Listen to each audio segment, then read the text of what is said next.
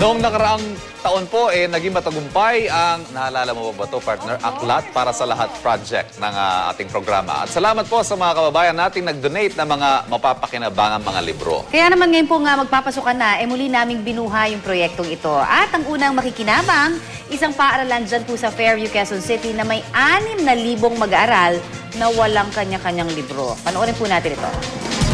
Bawat pahina ng aklat, hitik sa kaalaman at mga kwentong kapupulutan ng aral. Kaya naman, ang pagkakaroon ng sapat na babasahin para sa mga kabataan, mahalaga sa paglinang ng kanilang kaisipan.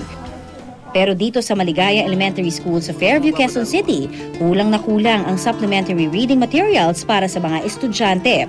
Paano ba naman? Mahigit 6,000 mag-aaral ang pumapasok dito taon-taon. Ang problema namin sa mga reading books namin ay talagang kulang-kulang at mga luma na. Hindi ho kasya sa kulang-kulang na 6,000 populasyon ng aming paaralan. Kung 1:1 ang mangyayari, mas madali silang matututo. Diba? Ngayon, kung kulang naman, halimbawa 1:3, 1:4, talagang sharing na lang mangyayari. Sa ngalan ng serbisyong totoo, muling inilulunsad ng On-Call ang isang proyekto para sa kabataang Pinoy. Agad na nakipagtulungan ang aming programa sa mga opisyal ng barangay Pasong Putik, Fairview para simulan na ang Aklat para sa Lahat book drive. Magandang umaga po sa ating mga kabarangay. Ang programang On-Call na inyong napapanood sa GMA News TV ay naglulunsad ng proyektong Aklat para sa Lahat. Nilibot ng aming grupo ang Barangay Pasong Putik upang himukin ang mga residente na mag-donate ng mga libro. Kaya po ang lahat sa ating kabarangay, inaanyayahan po namin kayo na mag-donate ng inyong lumang libro.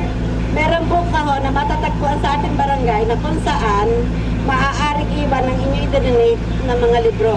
Maraming salamat po.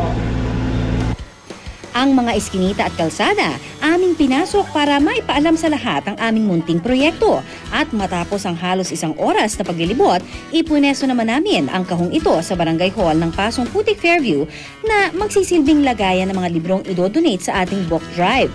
Ilang araw mula ngayon, muli na naman namin itong babalikan at naway mapuno ito ng mga libro na ating maipamimigay sa Maligaya Elementary School. Magandang programa yan at hindi kami masyadong mahihirapan to the program kasi nandiyan kayo to help us. Nananawagan kami sa Barangay Pasong Putik proper, lahat ng aming constituent or even not our constituent na gustong mag-donate for the cause na magkaroon ng additional book para sa library as a reference material para sa mga estudyante ay most welcome. Noong nakaraang taon ay naging matagumpay ang Aklat para sa Lahat book drive ng On-Call. Kaya naman sa taong ito, muli kaming kumakatok sa inyong puso upang mag-donate ng libro na pakikinabangan ng maraming estudyanteng uhaw sa kaalaman. Para po sa inyong mga donasyon, maaari kayong tumawag sa On-Call hotline sa numerong 926-6598 o di kaya ay mag-email sa oncall@gmanetwork.com. Maaari rin ninyong iiwan ang mga librong idodonate sa aming tanggapan sa GMA Network Center, EDSA Corner Timog, Quezon City.